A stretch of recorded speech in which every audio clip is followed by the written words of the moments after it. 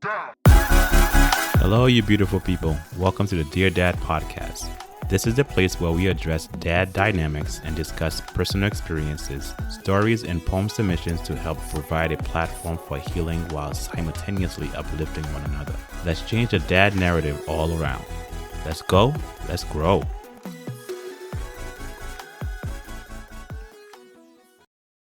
Hello, you beautiful people. Thank you for joining me at Dear Dad Podcast. My name is Bjimson Darius, aka BJ, and I just want to first and foremost want to thank my fans. I want to thank those that download the episode, that have listened to it from the beginning to now. Those that have listened to it one time and listen to it now. I want to just thank you. You know, I'm thinking about the concept that I heard on, I think it was a radio station or Instagram, or to say, just imagine how many people are listening to your episode. If it says 10, if it says 15, if it says 20 or 30, imagine these individuals are in the room listening to your podcast or listening to you speak. That's how much you are valued, and that's how much I value you guys. And I just want to say thank you. I want to say thank you again for continue to subscribing, continue to sharing, continue to just listening to my voice, continue to listen to what I have to say. To say this is to say to all of you guys, I'm just very thankful and I'm very blessed for your presence, and I'm very blessed for you individually and collectively. So again, thank you so much for subscribing. So far, season 4 is here, and we are hitting it hard. We did a couple of episodes that are personal. We did one that was personal for me as far as the sickle cell traits, which was very informative. My brother Farhan Desir was amazing, and I'm gonna have him again for the father section. But I just thought I could have just used him for this part for the sickle cell trait. I know something that I need to know. I know my community, my culture needs to know about it more. So therefore I wanted to just have him on so he can just share that with us. But check out that episode with Farhan about what is sickle cell trait, and he would give you a lot of information. I put the website on there, and I put the CDC website on there just for you to get more information. And just for yourself, if you are interested in knowing more about this, do some more research. I know there are other people that have a presentation out there, or specialists that has more information about this particular topic. And, they can dive in. If you know anybody that's willing to come to this podcast and express more about this, that can give us more of an education part of it, or just give us a better knowledge of what it is and how do we contract it, or what do we need to do in the medical terms for it. So look up yourself. If you guys know anybody that's interested, or if you guys know a therapist that is willing to come to this episode or come to this podcast, I'm more than willing to have them on, because if we need to have a therapist, I'm looking for a therapist to have on so I can ask some particular question and more or less dealing with mental health in our community for particularly males or fathers, whichever way you want to think about it. But to have a therapist on here. But yeah, if you guys know anybody that you can recommend, shoot me an email at deardadpodcast.com. You got me on Instagram at deardadpodcast. So just hit me up, message me. I don't mind if you guys want to have any conversation relating to a topic that we touch base on, or you think I should touch base on. Just hit me up, guys. I also want to give a shout out to all the dads out there, father figures, grandfathers, dads, great grandfathers, in early happy Father's Day, I would say. I am now currently a dad of 2. For those of you that do follow me, I am starting to post that up. So I am a dad of 2, and I am happy, and I am pretty much falling in love all over again. So my heart is not split in 2. It's just another section of my heart that's opening up, another chamber of my heart that's opening up, that I can love even more. So when he asked me, look, how does it feel to be a dad of 2? I just feel like it's like it's falling in love all over again. But yes, I am a dad of 2 now. I have my son. I have both of my sons. So I didn't have a girl. I have a boy again. But it's a blessing.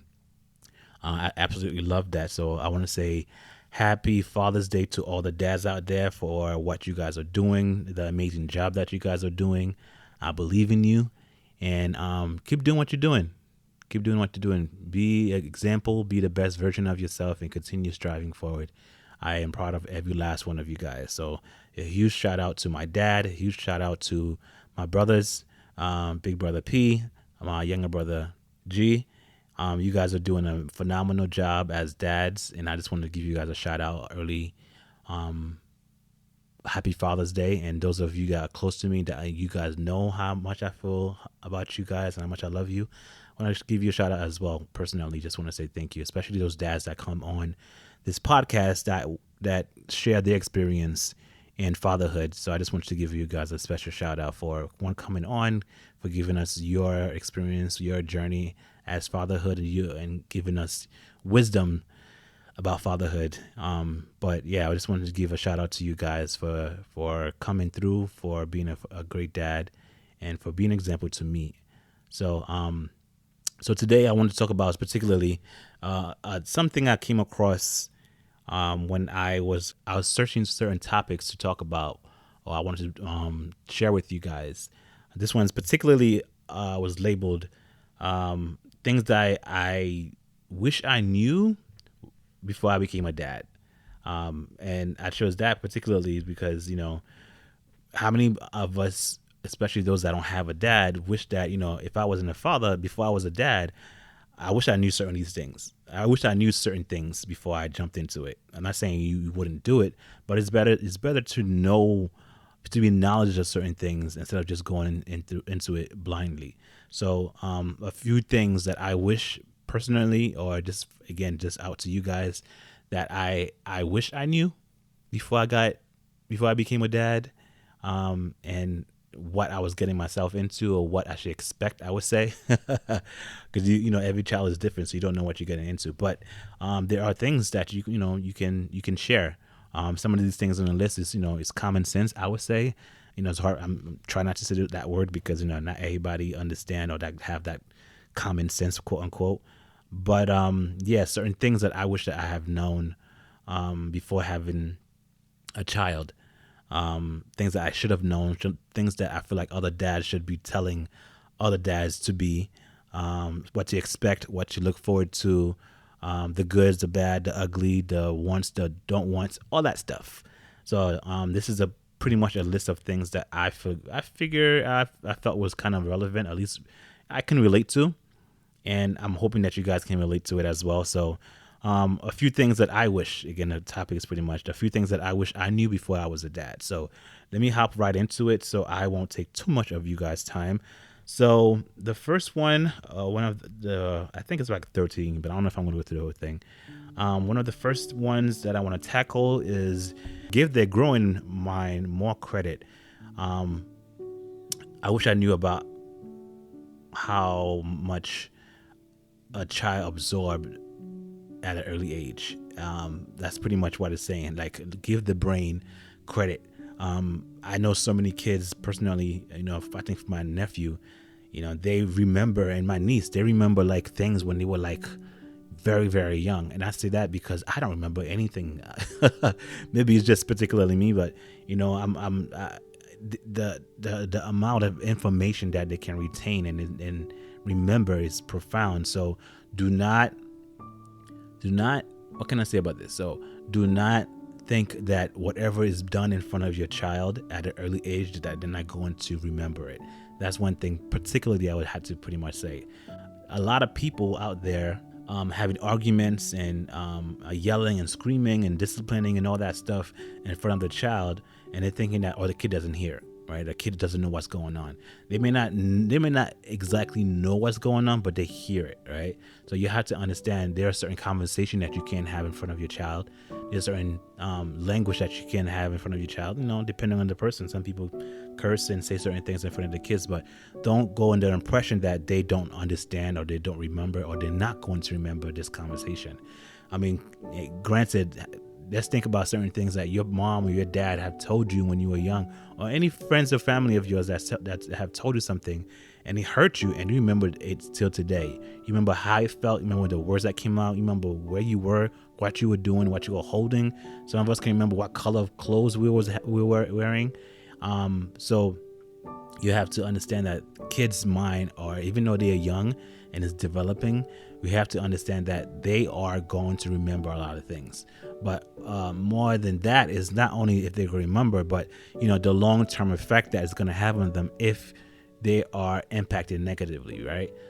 So some people, it can change their whole demeanor of how they can approach certain things because of how mom and dad handled discussions or arguments, right? It's just all about aggression. It's all about pushing and pulling and punching and all that stuff, and that's what the kids, that's what the child is going to emulate and show to other people that's out there. And that's how he deal with stuff.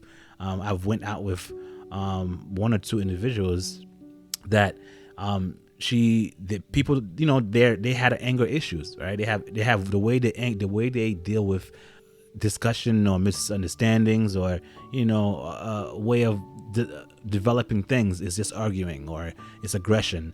And I'm not a person of aggression, but it's hard for me to just like trying to fight someone that their natural being or what they've taught is just argument, and argument is a okay thing. That's what they've learned. So be careful how you talk to your kids, and be careful what you say around your kids, because their brain is a sponge. I know we heard that multiple times, but you have to understand that they remember a lot of these things, they hear a lot of these things, and they're going to start repeating these things. You have to be careful about, again, what you say around them and how you say it around them, the tone, the pitch that you say, and they're just going to mimic everything that you do. So you have to be very, very careful of what you say around them. So don't be ignorant to that and say, my kid is not going to remember this, or he's too young or she's too young to remember this. But don't put anything past them. Just be careful, just remembering that there are certain conversations, there are certain tones, there are certain ways you talk around a child, and those ways are the ways they're going to, again, mimic when they get older. That's how they're going to feel like they're going to they should talk to other people. So be careful of how you talk to your kids. Remember that they will remember a lot of things. My nephew per se remember a couple of things that I'm just like, how do you remember that? Matter of fact, my brother was telling me that. My older brother was telling me his son, my nephew, remembers certain things when he was just like, a few months old, maybe a year old. And, by the time he's like 3 or 4 years old, he's like, oh, I remember when we went here, it was this time or this time. It was kind of amazing that he can recall that, at an early age, that he just like retained that. So if he can retain a place that he went to, he can also retain the conversation that you're having, the way you're talking, the way you're acting. He's going to remember that as well. So be careful. That's all I'm pretty much saying. Be careful about the kid's brain, your child brain, and trying to let them know that, they don't, thinking that they're not going to remember what you said. So the next one on the list is pretty much saying time goes by very quickly. The next one is time goes by very quickly. That's one thing I guess you won't know until you have a child.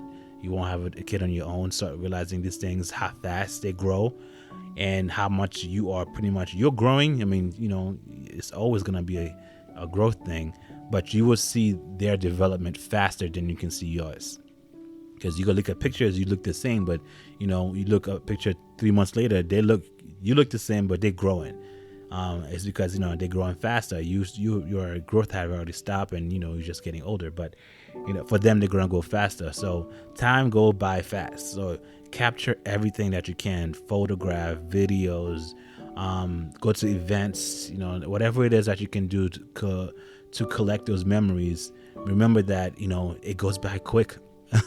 I know some people was talking about, especially when those that have kids, dads that have kids, just saying, look, it was like yesterday that I just like was changing diapers, and now he's graduated from, high school, college, high school, whatever it is. And, you just try and think like, where did all this time go? So you have to understand and know that time go fast. So make use of it. Know what you want to do with your child, trips and games and all that stuff that you can do with them, so you can remember these things, right? So you won't have to reach an age and say, oh man, I wish I could, I wish I did, I didn't get the chance to. But if you timing it and know that you're not going to have those time again, just take advantage of it. Just like, again, fill it up with happy memories, fill it up with intentional memories, intentional things that you want to do. And I think that's another thing that's going to be on the list: being intentional about certain things that you do, setting traditions so they can start that again. One thing you might hear me say over and over again in this episode is just that You got to be a foundation for your kids. You got to be a foundation for your child, because you are the first example of how to act, how to talk, what to do. So if you act a certain way or do certain things, they most likely are going to mimic what you do. I know some parents have the tendency to say, don't do what I say and not as I do. How many of us, even personally myself, we mimic what our parents do and not what they say, right? It's action. Your actions speak more volume. Your actions speak louder than your words. So you have to be careful about your actions. So you're not gonna say don't do this, but yet you act in a certain way. So if your kids see that, they're gonna do what you do. So scratch that, do as I say and not as I do thing out your mind. But just remember, again, just remember that there is a limited amount of time that we have with each other. If you count the days of between the time you have them to the time they go off to college, it's not that much. I know I think it was a time when somebody was saying, I think there was an Instagram post that says, you have X amount of Sundays or Mondays with your kids, and every time that week passes, you're just losing one. And once they go off to college and get married, that's pretty much it. You're not spending time with them. They got their own life to live, just like we have our own life to live, to split up from our parents. But time goes fast. It goes fast. I have my son right now. He's 3 going to 4. My 1 week old son is developing so quick. Day 2 or day 1, he's moving his head. Day 2, he's already opening his eyes. He's already eating almost a whole 2 ounce, you would say, but by the end of the week or so, like, it's just so quick, right? And I don't remember that my son went through that. My first son, I don't remember him doing those things. Just certain things I would say, okay, my older son did the same thing. My younger son is doing the same thing as well.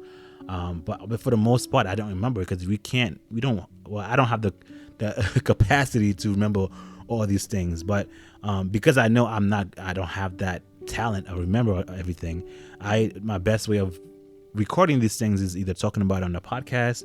I would do video vlogs on our other channel, Darius Destinations. We do events, whatever it is. I record. I find a way to record on my phone or whatever it is, some audio of my son just saying Jesus loves me, whatever it might be, just for me to just like reference those times, to just like, okay, it passes, but I have a record of it, so I can go back to it and listen to it as much as I want to. And that's also part of this podcast. I can use this to just listen to it, my thought, my mind frame, where I was right now, and just see if it's positive, it's negative, and just reference towards it. But time is just, we don't have that time. We don't have time in our hands. It's going. But for what we can do with it is up to us, right? So we have to know we got to be intentional. We got to do things that's going to be positive, that's going to have a positive future outlook on life. The way we act, the way we talk to others. It's just, we have to be careful about those things. But I'm probably jumping ahead. But let me just go to the next one. The next one is, there's never enough space. Yeah, there's never enough space. This is particularly referencing how much space that your child takes in your life, physically and emotionally. How much space is the bassinets, it's the cribs. There's places that you gotta have to, storage the diaper storage. And you turn around, the entire room is pretty much catered to a child and not for you anymore. Or it's not for you anymore. So it's weird. So we have to keep thinking how much of the space that kids take, especially a first time dad. Remember that that kids take a lot of space. What was yours now is not yours anymore, right? What was ours between you and your wife or your girlfriend is not there anymore. So it's now it's this open space we call it a community space. So anybody can come, can sit, can walk, can watch, can eat at the same spot. So you don't have to. It's nothing private anymore. The amount of attention that's needed for a child is ridiculous. That's a lot of sacrifices that you have to understand, that you have to give. Some people don't know that's how much they have to give, but you have to mentally be ready for that. How much time that's being taken away that you have to cater to. The previous one was again, we're talking about time, but knowing that you take advantage of the time, knowing that you know, pretty much time, right? But and having enough space, I'm sorry, I got sidetracked. Having enough space in your house, physical space, mental space for yourself and for your child. But how much space a kid would take in your life, in your house, in your home, is a lot. So don't think that whatever you have right now is for you and you only.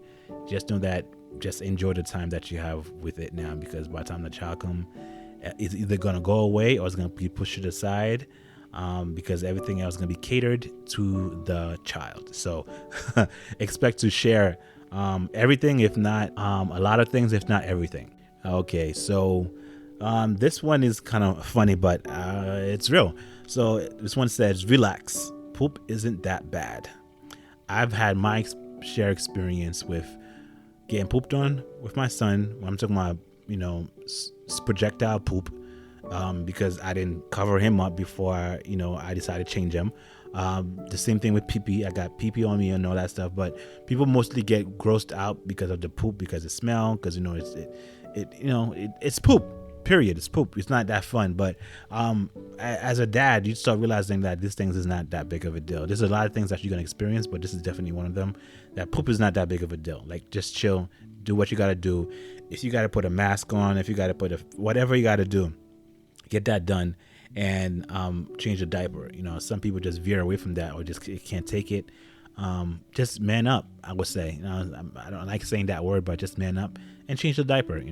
It's not gonna be pretty, but you might as well get used to it now, and when it comes later, when it actually get worse, then you can get used to it, right? Because in the beginning phase, it doesn't really have any scent, because the baby is mostly drinking some Similac or breast milk. Doesn't really smell. But as they get older, it start to smell. It starts to smell not too great. So you might as well get used to the scent right now, and then as time goes on, when you start having the regular human poop, then you can deal with that. It's not nice, it's not pretty, but that's part of being a dad. That's part of dadhood. So don't be afraid of poop, guys. If I would say anything, just dive in. Just dive in and just do what you got to do. Right? Don't expect somebody else to do what you should be doing. And also, the reason why I'm saying that is because it gives you bonding time with your child. That's when you can sing to the child. That's when you can, physically touch the child. Rub their head, rub the tummy. Tell them it's okay if they don't like the diaper being changed, like my son. But it gives you time for you to be close to your son. It gives you time to be close to your child, to your daughter. So don't be afraid of changing diapers, guys. I feel proud whenever I do that. I don't have to wait for somebody else to do it for me. I'm able to do it. And I've been doing that at an early age, so I'm used to it. And I force myself to learn how to do these things, because I don't want somebody else to do it for me. It's just my tendency of doing these things. But poop is not that bad. It's not that bad. Well, I'm sorry. It is bad, but you can do it. You can do it. Don't run away from it. Don't give it to somebody else, or pass the baby on to grandma, auntie, or something like that, or somebody that knows how to do it better than you, quote unquote. But for me, I don't worry about. I don't think about those things. I know my son needs to get changed. I'm going to change him. I'm going to change him.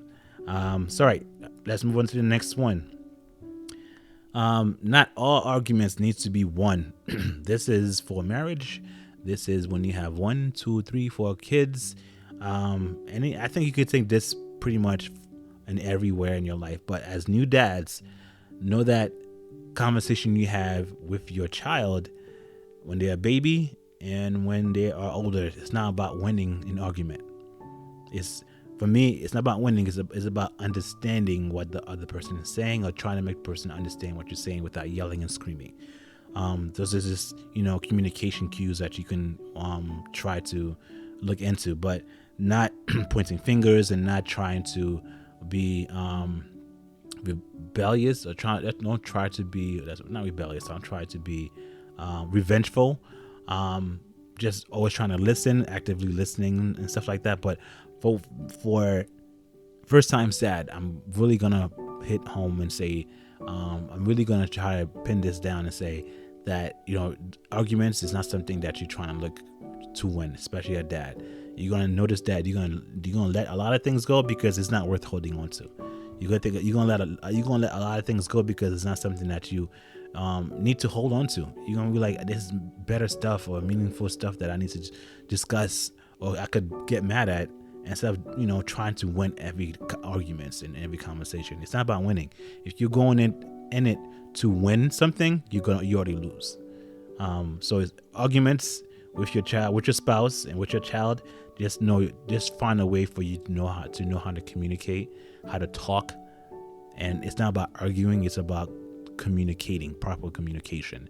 Talking to the person, and acknowledging what they're saying and taking in what they're saying, repeat what they're saying. It's just an art. There's an art to it. So you have to put in that work. You really got to put in that work. But number one thing, you got to know that if you're going in to win an argument, or you're going to have an argument and to win that, you're already losing. You're already setting yourself up for, I would say failure, but for a hard and unhealthy relationship with your child, even with your spouse. So it's not about winning. It's about how can you better communicate, and how can you say what you have to say without putting the other person's down. Okay, so number 6, it's okay to ask for help. I can honestly say I've asked for help for almost every avenue of my dadhood.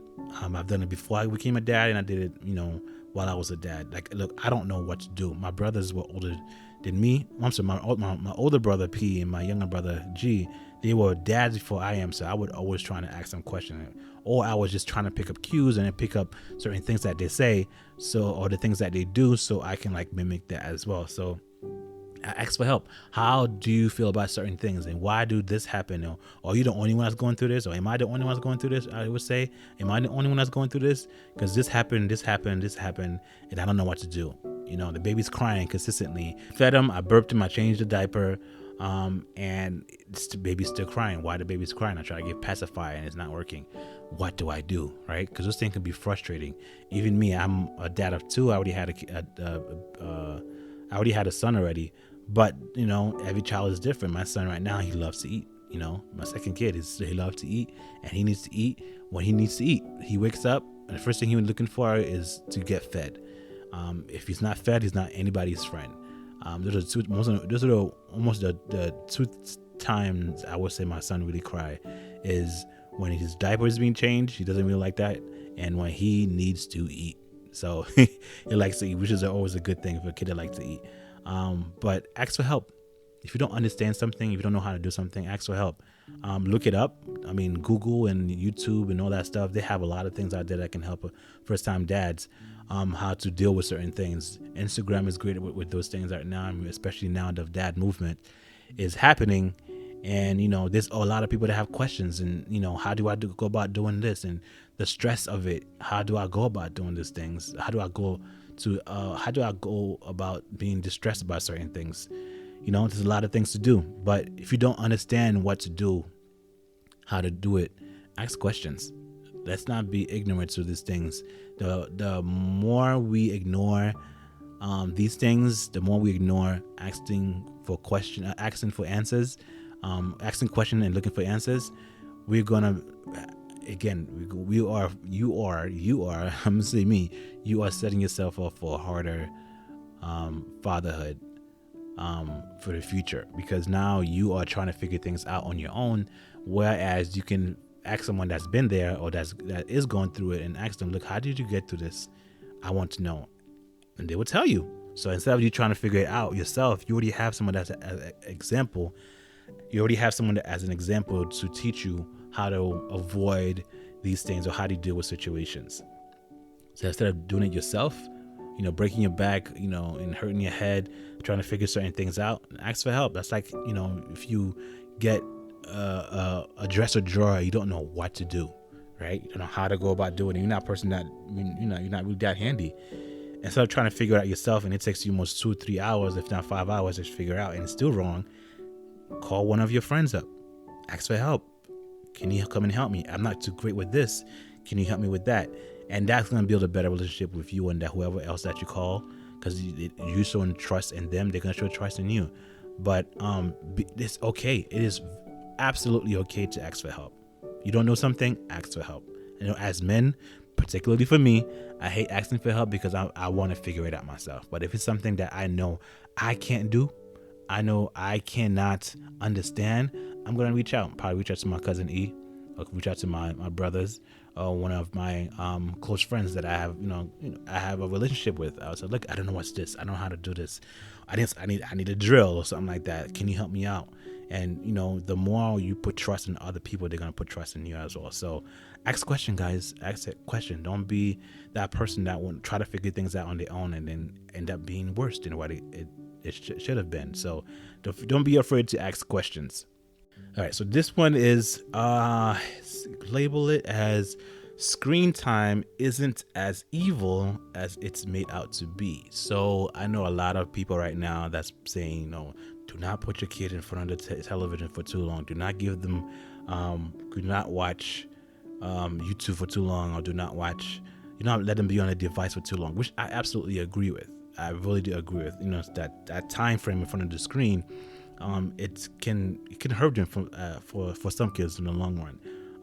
When we were growing up, the first thing our parents would say is like, you can't watch TV for this long, because it can hurt your brain or whatever it is. Or if you keep your kids on their tablet or the iPad for too long, XYZ is going to happen. It's not good for them. They're going to be dependent on it, which again, there are some facts to those things. There are some facts. I'm not going to say it's not, but speaking for example, for me speaking from experience, my son, he does use that device, and sometimes I know he uses it excessively. I'm not going to say he doesn't, and I'm not going to give excuses that he does. I'm not going to give any excuses, but I know that majority of what my son have learned, and I'm not talking about, behaviors and stuff like that, but majority as far as intellectually, that what my son have learned is from watching YouTubes and those programs, Kids TV and PBS Kids. They teach him, right? He has all this information that would be scattered all over the different channels that we had to surf, or go to different websites that we had to go to. He had that on the palm of his hand, so he can literally flip through it and get whatever he needs to get. So my son knew how to read, learn colors, shapes, numbers, all that stuff at a very, very early age, right? So, and his memory, like we were talking about before, it's really, really good. So I almost think that he has photographic memory, so he remembers all this stuff. So he was able to learn his alphabets, his numbers, his colors, his shapes, to octagon, to a pentagon, to a decagon. He knew all the stuff at a very early age. I think before he was 1 year old, and recognized them and able to tell you what it is. So at an early age, man, he learned those things through the iPad. He learned this stuff through watching TV. I don't have the time to cater to him for those things. So, he was able to grasp to it. He was able to hold on to it and get this information. So screen time per se is not, I wouldn't say it's bad. It's not as evil as they say it is, but you have to monitor it and know that, maybe X amount of times that you spend on this iPad, you just to scale back on it, because then they're going to depend on it. I'm not going to lie. He does depend on it, and that's his go-to. But I can honestly say a lot of the things that my son have learned, it's from the iPad. It's from watching programs. They're teaching him these things before he can go to school. So right now, whenever he goes to pre-K, I know he's going to learn the stuff that he learned already at home. He's gonna be advanced whenever he goes to school, and that's what I'm trying to do. So he knows how to write his name, he knows his address, he knows mommy's phone number, he knows daddy's phone number, daddy's first name and last name. He knows all these things, right? Some of them are being taught, but these things can get taught on the iPad or the screen time, he would say, and it's not so bad. There are a lot of educational programs out there that you can focus on and have your kids do. How to write. My son know how to spell, and he know how to write. He loves to read to a point that, now if you watch movies or shows that has subtitles, that's what he loves, because he loves to read. Now he's able to read these things. We go to the supermarket, he's just telling me, oh, this says produce. Or if he doesn't understand it, he asks me, what does that say? Right? He's so inquisitive, trying to understand what's in front of him. And not all kids are like that, but he gained these things because he was watching the program. Part of it. Other part came from us. Others was just like we just had to teach him, right? But we just noticed that he has a hunger to learn new things learn about new things. His academia was just, he loved education. He loved learning, teaching himself Arabic and Spanish, teaching him Creole. So, it's a bunch of stuff that we are doing, but the screen time is not that bad. It's really not that bad. But for me, I think you just kind of you have to monitor it to know how much screen time they need to play. Maybe put a parental control where they can't have certain things. They can't go to certain website. PBS Kids, I think, is really great. They got YouTube Kids now, right?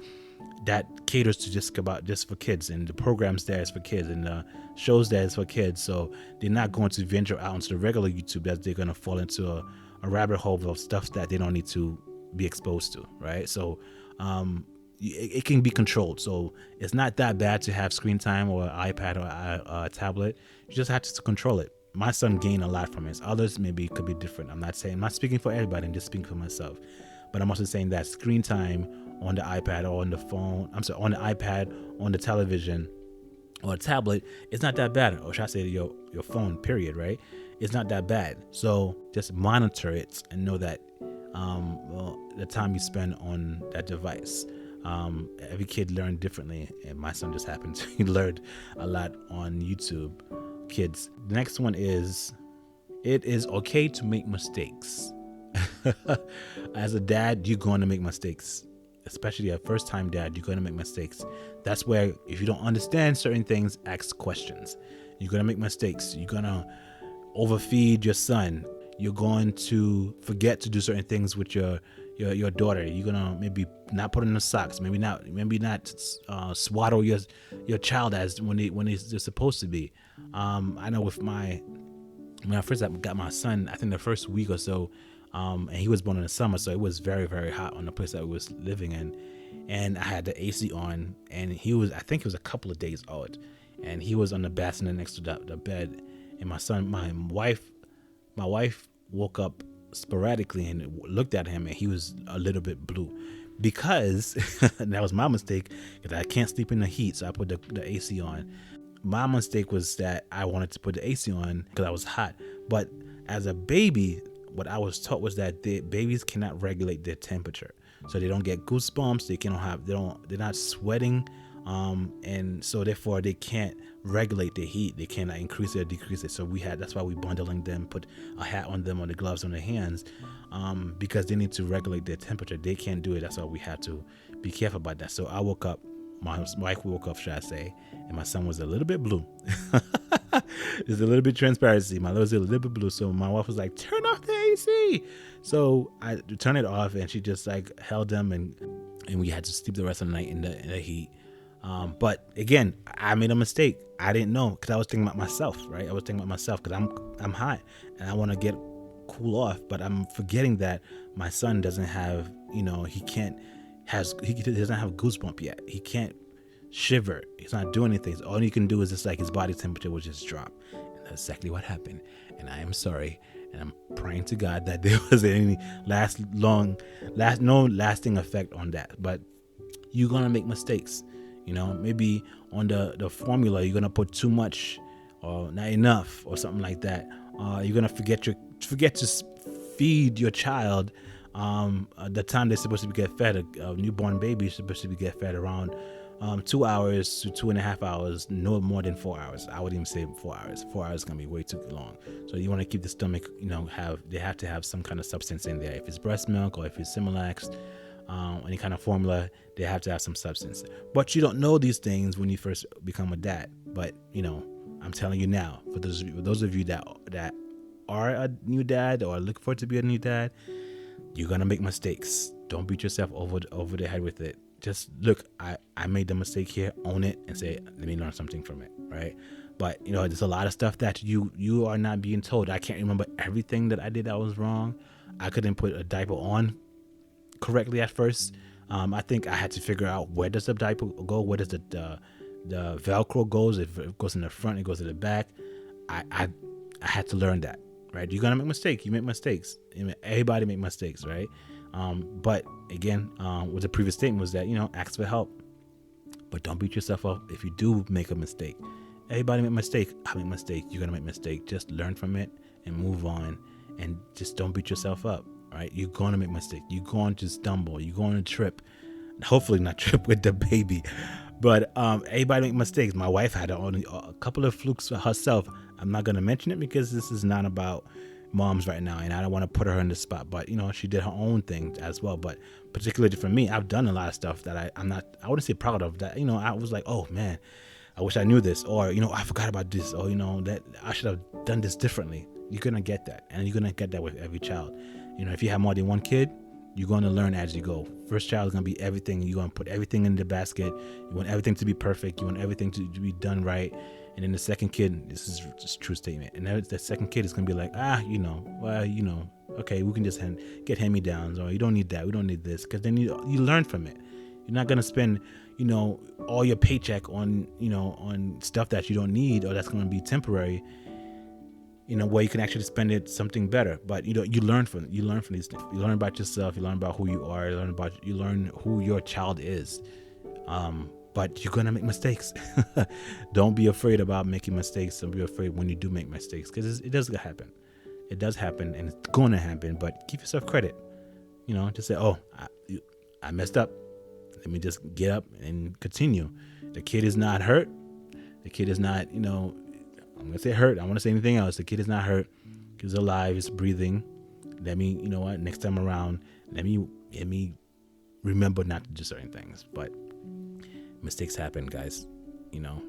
Oopsies happen. So don't worry about it. It's cruel to judge other first-time parents. It's cruel. It's cruel to judge first-time parents.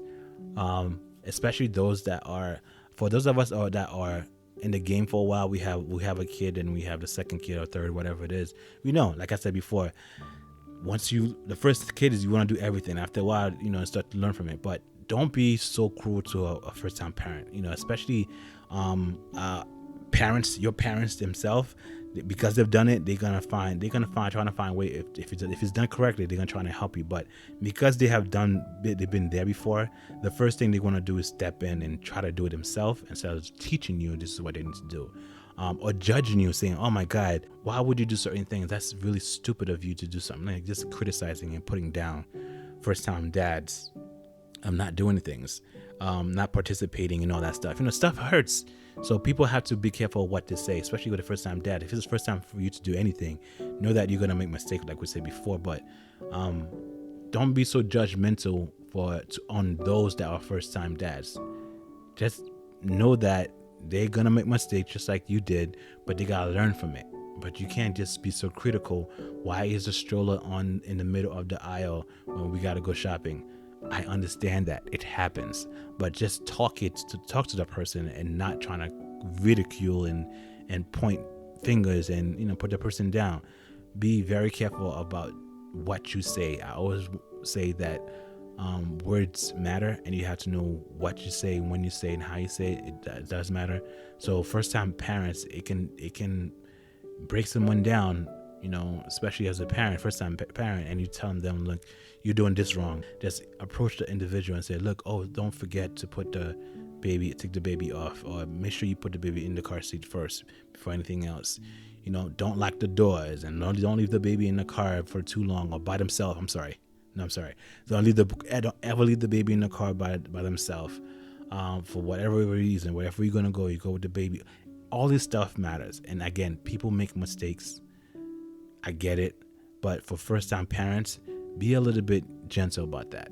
First time dads, there's already a stigma around us that we don't do a good job, or we're not gonna do a good job. I'm not saying that's right. That's 100% wrong, but give us credit. We're gonna make mistakes. We're not gonna know what to do. It's the first time we're doing this, right? Some of us that don't have any kind of experience of sometimes even holding a child in our hands. So for those of us that are senior in the game, be careful how you talk to the first time dads. What you're saying, because again, you can break somebody down. So I would highly recommend that you be careful how you address a first time dad on the stuff that they're doing that's not good. I can just put that out there. Just, be careful what you say. Words matter, man. Words hurt. I've been there personally, and I think this one might be the last one. Yeah, this is the last one I'm gonna pick from this list. So it will say, you would never realize how intense your love will be. I know in the beginning of this episode I was saying, somebody asked me how it feels like to be a dad of two. Honestly, it's just loving all over again, and I'm loving with a new beginning. And the love that I have for my son doesn't even deplete. My first son doesn't even deplete. It just continues. It's just like an extension of me. It's just a branch of me. It's just like continue, gushing, continue blossoming, and I love that. So to all first time dads, those of you that are investing in your child and that's paying attention to their behaviors and being intentional with being present in their life, you will realize how much love you have for your child. You'll realize how much care and understanding and compassion you have for your child. But your heart will continue to grow. Your heart will continue to love no matter what the child does.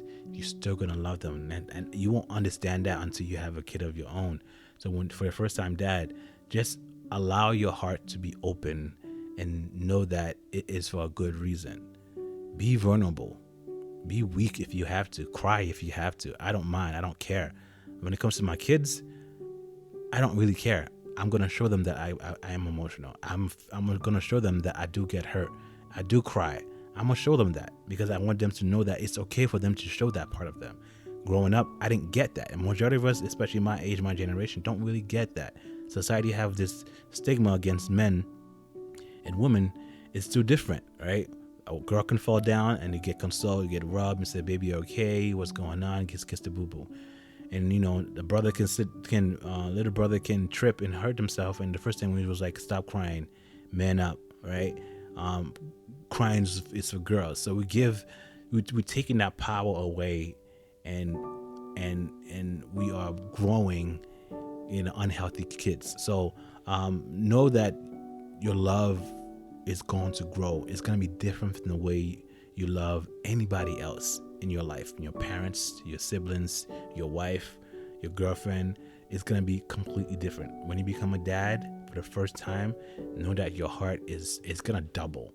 You're going to feel a love that you never felt before, honestly, and know that it's going to continue to grow and it's going to continue to get better. So allow yourself to love. Allow yourself to love deeply. Do not be so stoic. Do not be a militant. Just honestly be vulnerable. This is your child. This is the time for you to just let everything go. Don't care about what other people say, what other people do. That's one thing I've learned. Not caring what other people say. I don't care. I don't really care what you say. All I know is that I'm going to try my best to be the best version of myself for my child. I'm going to be the best version of myself for my kids. And I want to set a great future for them. But in order for that to happen, I have to allow myself to feel love. And I'm receiving love from my son, and I love it. And when you allow yourself to love, or you allow yourself to your love to grow for your kids, your view towards your kids, your child, is going to be a whole lot warmer. It's a whole lot more welcoming. Instead of being so stoic and dead and not be involved, you're going to know that just you yelling at them, or you just like talking sternly towards them or at them, you won't realize that, oh, maybe I was too stern, or maybe I yelled too loud. Because now you start recognizing that you did wrong, right? You did something wrong, and now you want to fix it. But that can only happen if you allow yourself to love and allow your heart to continue to swell up and love as much as you can. It's going to be intense. Your love for your child is going to be intense. For your first time dad, I'm going to tell you right now, just go all in. Spoil if you have to. Hug, kiss, talk positive affirmations, everything. Just like rub the head, rub the tummy, hold the hands, always be close, always talk, sing. I love to sing to my son. I love to sing to both my kids now. So now they love music. They love whenever my wife and I sing to them. So that's what we incorporate. But we allow ourselves, I allow myself to fall in love and be in love and intentionally with my kids, because I want them to know that I love them without me saying a word. So my actions speak louder. When I touch them, when I hold them, when I'm talking to them, it shows that I love them. And the only way I can show that is if I allow myself to be engulf in love.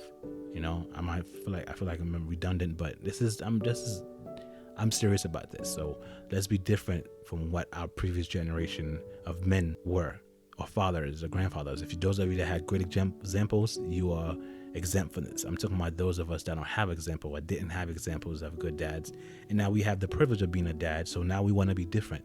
We want to show them how to be a better person, a better human being, how to love, right?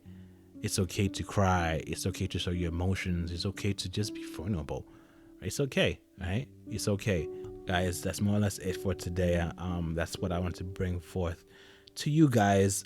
Topics for new dads. Those of you guys that's going to be a dad for the first time and not knowing what to expect, I say to you, reach out and talk to other dads.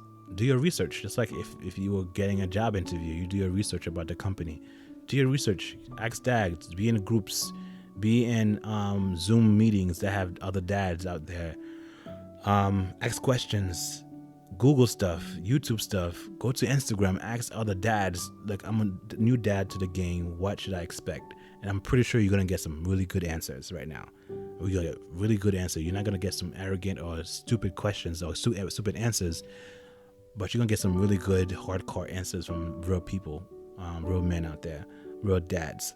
So for those of you that are going to be dads for the first time, embrace it, guys. Embrace the love. Embrace the opportunity to be able to pour into someone that you're going to make a difference in their lives. I hope that you guys learned something from it. If you guys have any questions, comments, send it to me. Email me at deardadpodcast@gmail.com or hit me up on Instagram. We're also on Facebook too. I don't know, I'm neglecting Facebook, but we're also on Facebook as well at Dear Dad Podcast.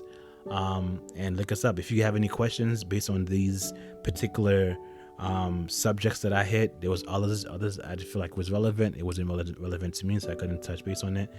But if you guys can relate to it, let me know. I would love to have an open conversation, an open dialogue with any one of you guys that feels different, or you feel like you can elaborate on particularly on these things. So my fans, I'm particularly saying my fans, I'm glad that you guys are tuning in. I'm glad that you guys are still listening to me. I love this podcast. So if you guys, if you have any questions, comments, again, just hit me up. I personally reply. I don't have any assistants. I don't have a team. So it's pretty much my wife and I. We respond to the email. We will talk to you. If you have any questions, comments, if you feel like you want to be on the podcast to talk about your journey as a dad, your experience as a dad, or, whether it's good or bad. I'm not talking about really good. Some people say, oh, this is about all good and, it looks, cookies and rainbows. But no, I'm taking the good and I'm taking the bad. I just want to hear your story, your journey as a dad, and what, examples you can be, or what you want, what positive thoughts you have for other dads out there. And that's why I said for beginner dads, what new things that, they should know. So if you have any questions or things you think I should touch base on, I can touch base on in a different episode.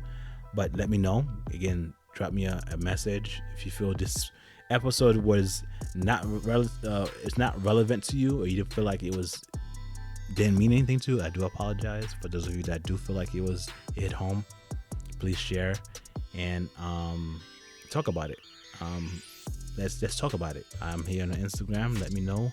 We can talk. We can have a chat, and we can go as far as we need to go. So, and I want to say that I'm very thankful for, again, a season 4, and I'm guessing episodes. This is how many episodes that we have now? I don't know, 20 something, which is profound for me because I didn't even know. I wasn't expecting this. This is just fun for me, and it just became something that I'm passionate about. I love doing this. So,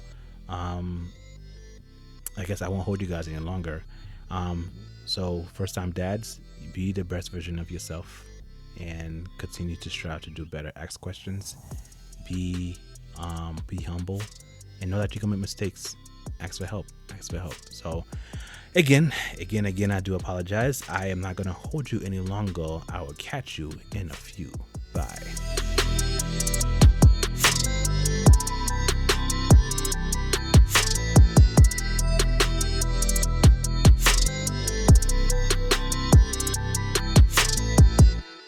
For more Dear Dad podcasts, visit Apple Podcasts, Stitcher, or wherever you listen to your favorite shows.